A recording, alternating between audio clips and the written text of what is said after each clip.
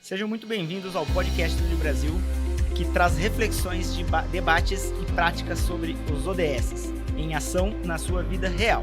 Aqui a gente fala sério, mas fala com leveza. A cada episódio, um tema, uma reflexão e, é claro, muita ação. No episódio de hoje, vamos falar sobre um tema que todo mundo acredita que entende. Mas será que entende mesmo? Vem com a gente mergulhar no universo da sustentabilidade além do discurso. E para conversar com a gente hoje, nós temos o nosso convidado, professor Fábio de Castro, docente da nossa instituição, docente dos cursos de farmácia e biomedicina. Professor, para a gente começar a nossa conversa, muitas vezes quando a gente fala de sustentabilidade, remetemos muito ao ambiental, né? E a gente sabe que vai muito além disso. Como que o senhor enxerga essa discussão que transcende o ambiental? Bom, primeiramente, muito obrigado pelo convite, uma boa noite para todos, ou boa tarde, ou bom dia, né? Seja lá o horário que for conveniente para cada um. Veja bem, isso até é uma questão crucial. Uhum. Sustentabilidade não é apenas ambiental, ela está sustentada em outros pilares. Pelo menos dois a mais você tem que considerar, que é o econômico e o social. Há outras indicações para outros pilares, mas esses três são os fundamentais, né? Econômico, social e ambiental. Uhum. Para quê? Porque não pode-se discutir sustentabilidade sem se fazer um link sólido entre a questão do ambiente, ou seja, onde vivemos, Uhum. o que nós fazemos nesse ambiente, ou seja, focado nas relações sociais que nós temos, Sim. que somos obrigados a ter, Uhum. e, obviamente, o que sustenta essa questão toda. A nossa geração de renda. Exatamente, que é a questão econômica. Então, portanto, esses três são aliados fortíssimos e não podem ser desvinculados de maneira nenhuma. Então, essa é a primeira coisa que a gente tem que pensar. Três pilares fundamentais para a sustentabilidade: ambiental, econômico e social. Bacana, professor. E assim, hoje, né, a gente discute um pouco mais desses três pilares desmembrados nos ODS, nos Objetivos do Desenvolvimento Sustentável. Mas para a gente chegar até aqui, foi um longo caminho, né? A gente tem toda uma história aí da sustentabilidade, do desenvolvimento sustentável. Como que o senhor enxerga essa história? O que aconteceu para que essas discussões começassem lá atrás? Na realidade, a questão inicial, o foco era ambiental, Uhum. né? Antes de se criar o conceito de sustentabilidade propriamente dito. Então, inicialmente, houve uma discussão, o que está acontecendo com o nosso mundo do ponto de vista ambiental. Isso ocorreu na década de 70, até que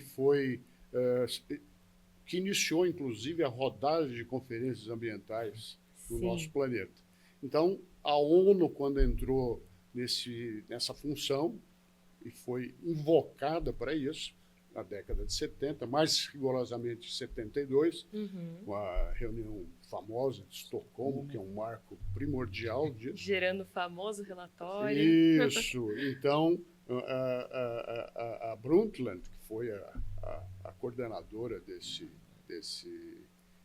documento, é que instituiu esse raciocínio da sustentabilidade, Sim. trazendo à tona a questão das necessidades de se fazer uma reviravolta em relação às questões ambientais, do ponto de vista de impacto ambiental, inicialmente. Uhum. Depois evoluiu gradativamente com as demais conferências, né?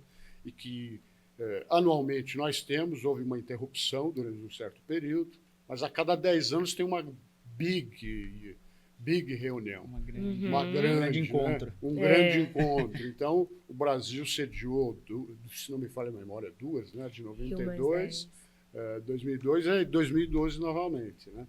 Então, essas reuniões foram marcos importantes. E o Brasil, como um player importante, Uhum. sem dúvida alguma, por causa da nossa grande Amazônia, Uhum. né? O pulmão do mundo, gerou foi sempre o host, né? O cicerone dessas reuniões.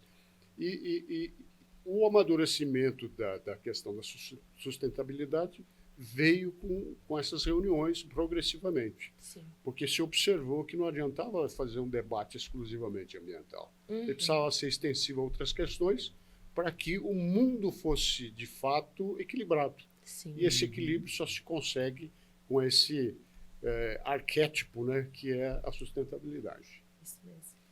E assim, professor, você mencionou que, né, o primeiro encontro em 1972.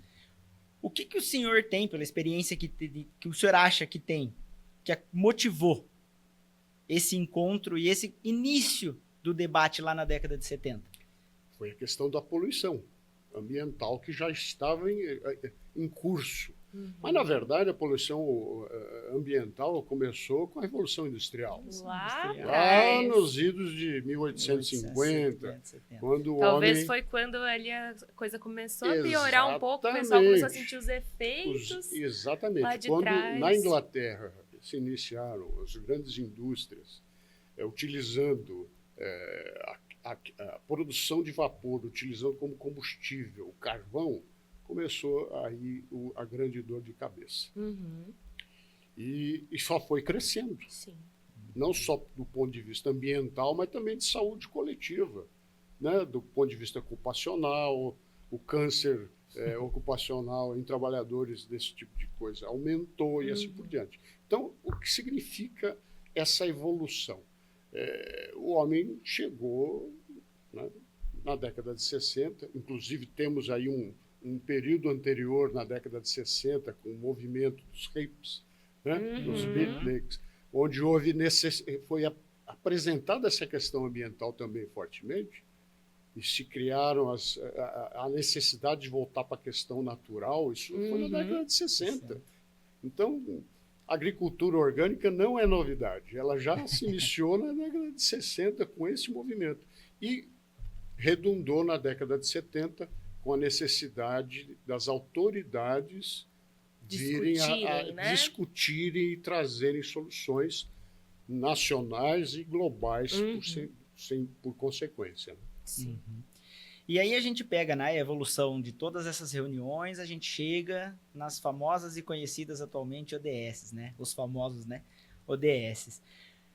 Por que o senhor vê hoje, no que a gente vive hoje, essas ODSs, elas impactam realmente na nossa vida? Não só na nossa vida fora da universidade, mas dentro da universidade também. O senhor acredita que a luta por alcançar esses objetivos de desenvolvimento sustentáveis, qual é o impacto disso dentro de uma universidade, dentro da nossa casa, por exemplo? Essa é uma questão primordial, né? Primeiro porque a gente precisa separar duas coisas. A coisa é a sustentabilidade, per si, e a outra coisa é o desenvolvimento sustentável.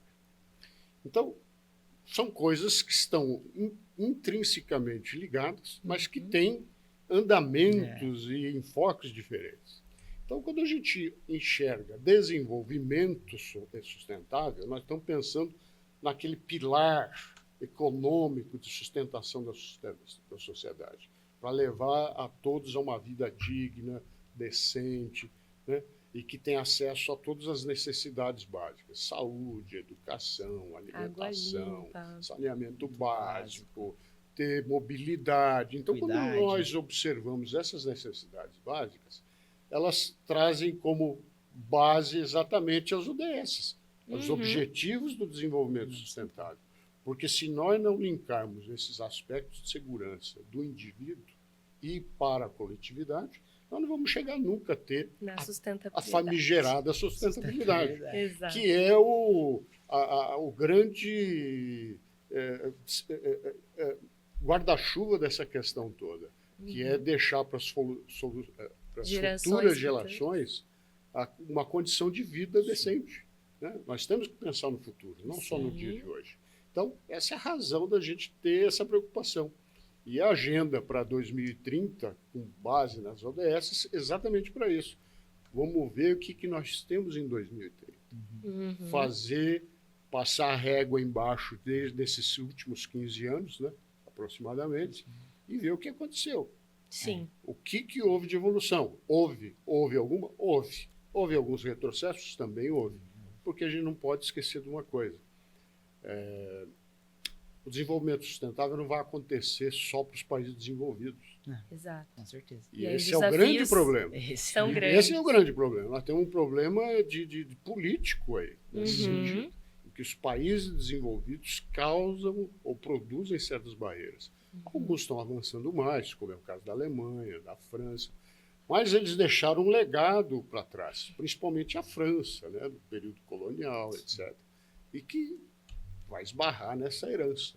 Então, a gente espera que em 2030 a gente enxergue um cenário muito melhor. Não falta muito, mas houve uma melhoria. Olha o que aconteceu no Brasil com a evolução da legislação, por exemplo, ambiental, que foi muito fundamental para isso.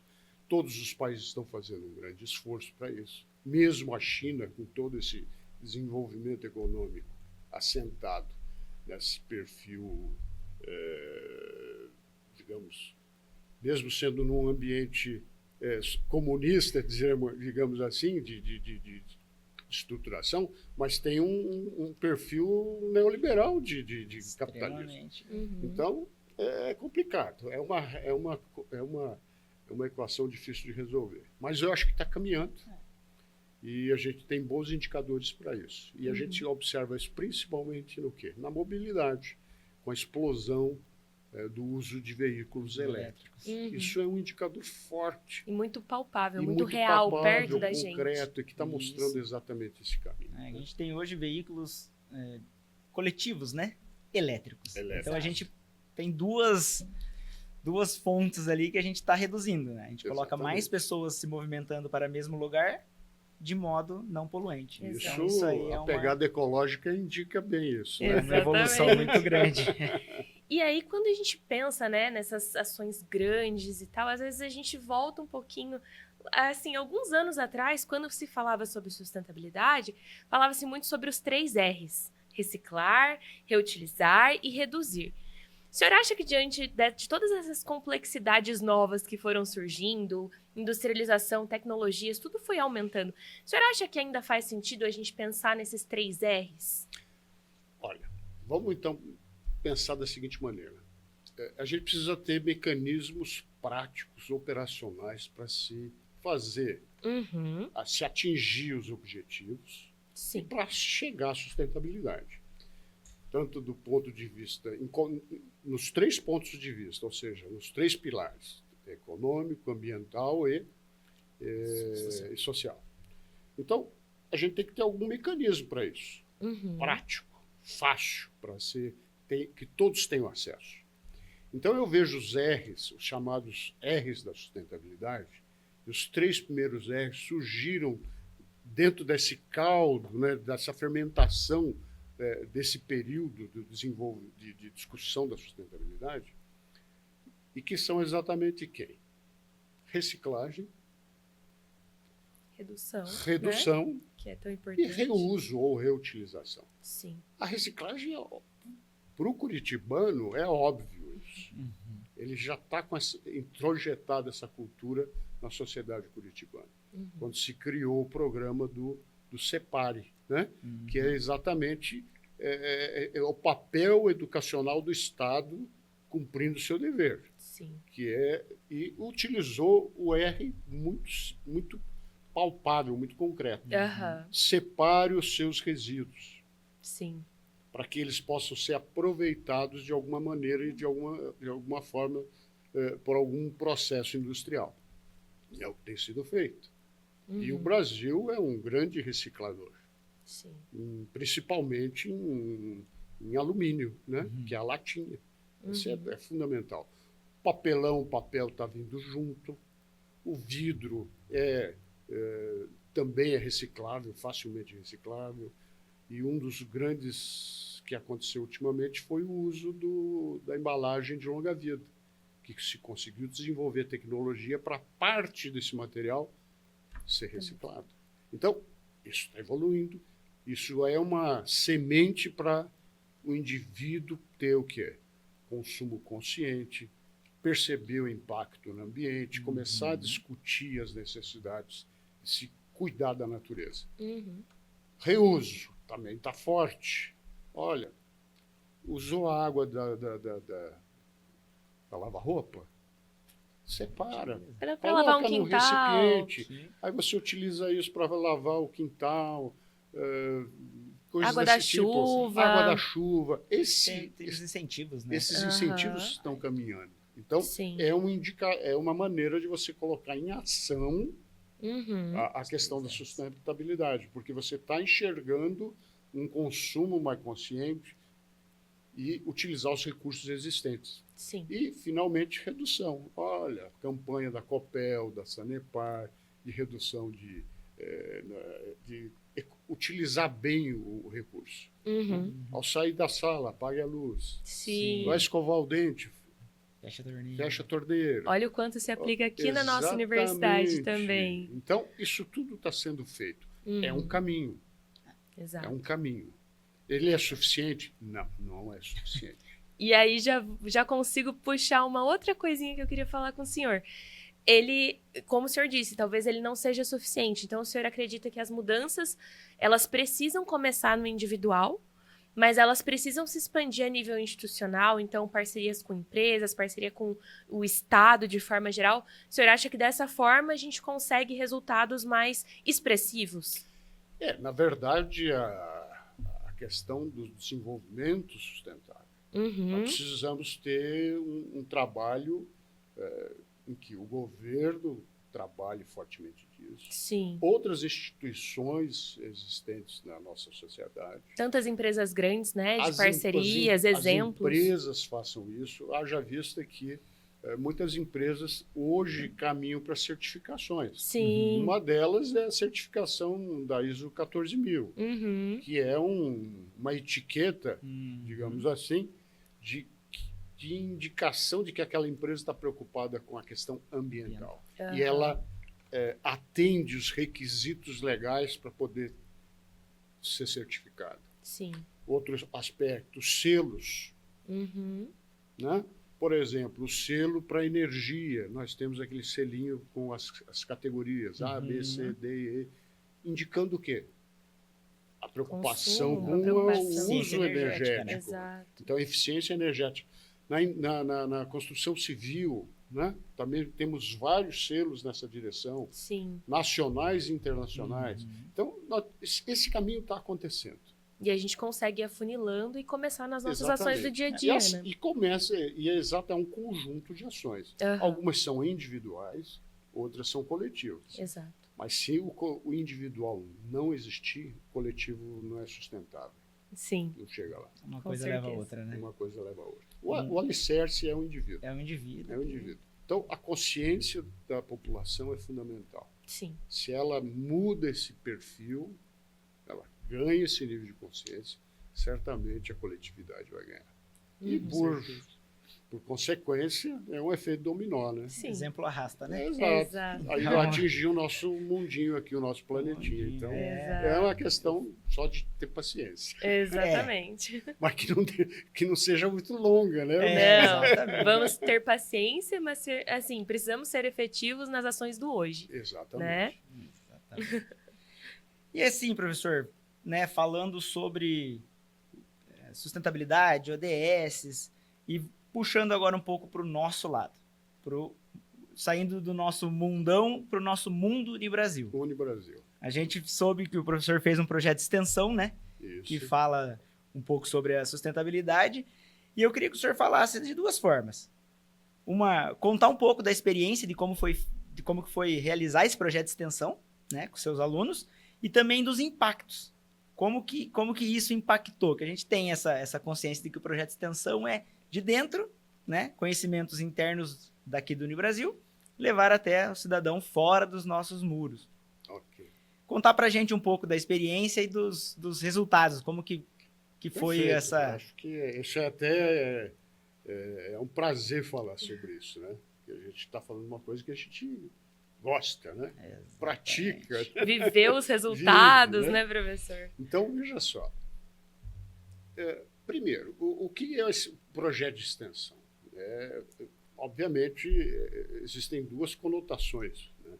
Uma delas de natureza própria da instituição, de exercer esse papel de levar para a sociedade algum nível de conhecimento que e que possa trocar com a sociedade isso, porque é um processo de mão dupla. Nós levamos e nós recebemos. Sim, Então, com certeza. esse é um caminho. E existe também hoje uma questão legal, né? Porque o MEC exigiu que todas as grades curriculares acrescentassem os projetos de extensão. Então, são duas maneiras de você carregar o projeto de extensão. Então, quando houve necessidade de atender esse requisito legal pelo MEC, a instituição teve que rearranjar todos os seus currículos. Todos nós sabemos o que isso significou, né? E o que impactou toda essa estrutura. Aí, obviamente, nós tivemos que distribuir esses elementos da extensão nos períodos, né, dos cursos. E no caso da farmácia, da biomedicina, nós resolvemos colocar os projetos de extensão nos períodos pares, ou seja, 2º, 4º, 6º e 8º período. E 4º período, 6º período, 8º período, é até mais ou menos fácil de se criar um projeto de extensão, porque a gente usa coisa técnica. Coisas mais da área. Mais da área. Então, eu estou levando questões da farmácia, questões da biomedicina, no 4º, 6º e 8º período, com muito mais facilidade, com muito mais diligência, mesmo porque os alunos já têm uma certa cancha, já sabem o que significa o papel da sua futura atividade profissional. Agora, o 2º período, não. O 2º período era um período verde. Estão conhecendo o mundo ali do curso. Está se descortinando, né? O que é a vida universitária, coisas do gênero. Então, nós pensamos bastante a respeito, e para linkar com a necessidade do papel da educação ambiental nas disciplinas do curso superior, né, de graduação, surgiu a ideia dos R's da sustentabilidade. Então, essa foi a história, foi assim que se chegou a esse princípio. Então, atendimos, obviamente, uma necessidade curricular e também de orientações do PPC e coisas do tipo para poder dar estrutura para o curso. E, então, foi assim que a gente começou esse projeto.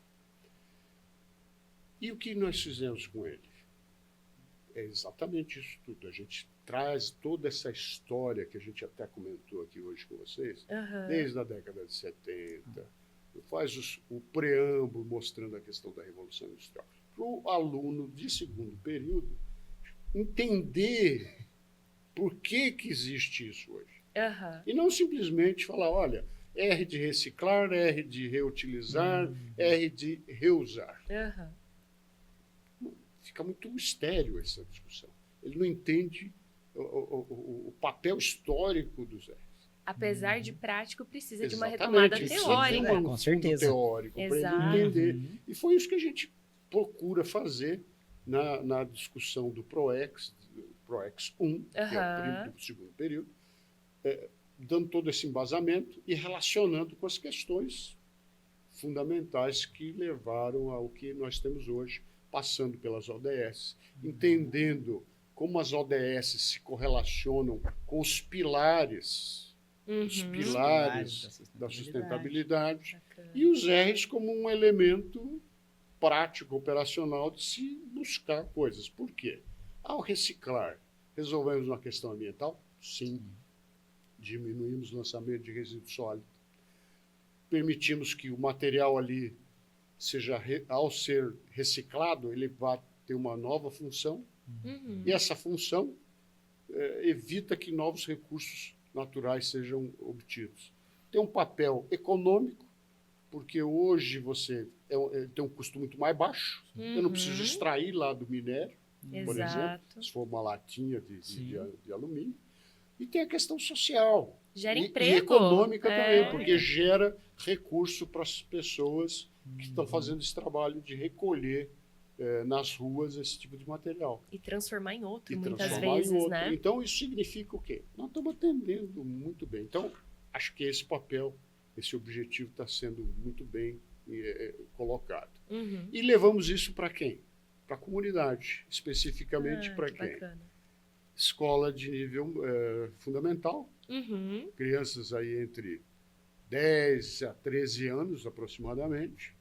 Inclusive, essa semana tem essa intervenção, Olha aí. onde os alunos do projeto irão fazer a apresentação do que são o que é sustentabilidade, quais são os R's, e fazer algo lúdico, um Sim. jogo, Sim. uma brincadeira. Para que eles engajem, chamar a atenção das Exatamente, crianças. mostrar a aplicação disso. Então, ser Uhum. algo concreto. Não só para o aluno que apresenta, que percebe também essa concretude, e para o aluno que recebe Sim. e que passa a fazer esse papel de transmissor. Né? Uhum. Por quê? Porque a gente faz a pegada ecológica, que é um indicador de sustentabilidade, de consumo consciente. Então, Sim. eles respondem ao questionário, vê quantas terras eles estão utilizando, né? E com Bacana. isso eles são impactados. Uhum. E muitos dão o seu testemunho. Uhum. Esse aqui é o legal. Olha, professor, eu estou fazendo isso em casa, eu ajudo minha mãe a fazer aquilo, isso ou aquilo outro, eu separo o resíduo, coisas desse tipo. Então, a garotada está bem impactada, muito participante. Que coisa boa, né? Hoje a gente tem isso partindo da universidade, chegando em gerações mais novas. Exato. E isso faz com que a gente tenha um futuro mais engajado com o tema, né? E, com certeza, eles vão olhar o futuro com mais cuidado. Exatamente. Muito mais. Exatamente. E aí, professor, para a gente finalizar essa discussão, né? A gente poderia ficar aqui, nossa, falando sobre esse assunto uma semana, que teria riquezas de informações. A gente sabe que o assunto não se esgota. Não se esgota. Mas se o senhor pudesse deixar uma mensagem para os nossos ouvintes, né, e especialmente para os nossos alunos do Unibrasil, sobre a importância desse engajamento e esse pensar no futuro. O que o senhor diria a partir dessa sua experiência com o ProEx, a partir da sua experiência de vida, de mercado, enfim? Como que o senhor vê isso? Eu acho que pensar no futuro depende de como você pensa hoje. Uhum. Então, o próprio aluno, quando vem para o ensino superior, ele está pensando no futuro dele. Sim. Ele está pensando naquilo que ele vai fazer, o que ele vai atuar como profissional, o que ele vai ganhar financeiramente com isso, né? E vai ter realização pessoal. Então, eu vejo que o engajamento para a questão da sustentabilidade passa por esse tipo de raciocínio também. Então, o que você pensa hoje? Você quer um mundo melhor para o seu filho, para o seu neto, oxalá o seu bisneto, se tiver ainda, né, aí nessa terra? Então, o que você quer para ele? E imagine daqui 200 anos. Nós queremos uma Amazônia como a que está hoje, de pé? Ou queremos uma Amazônia como o Cerrado está hoje? Porque pode caminhar para a desertificação. Sim. Então, o que nós queremos? Então, nesse sentido, eu vejo que a mensagem é essa, é a gente tomar plena consciência do que temos hoje e do que devemos fazer para ter esse futuro. Para que esse futuro seja mantido, para que todos os nossos descendentes, né, possam ainda respirar pelo menos. Exato. Né? E ter uma alimentação digna, moradia digna. Todas as outras dimensões, todas as dimensões da sustentabilidade. Da sustentabilidade. Isso porque mesmo. não é só ambiental. Exato. Então, o mundo, em outras palavras, tem que caminhar para algo mais equilibrado. Sim. Hoje o mundo não tem esse equilíbrio, de nenhuma forma. Então, enquanto o mundo não mudar, muitas pessoas são motivadas a não mudar porque usam o seguinte argumento: por que eu vou mudar se o mundo não está mudando?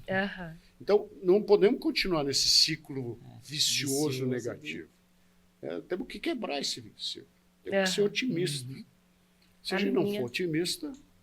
A minha ação vai impactar a do outro, e assim criamos um grande impacto. Exatamente. Igual o professor falou. É assim que eu espero, né? Igual o professor falou, é a individualidade que empurrando, atinge a coletividade. Exato.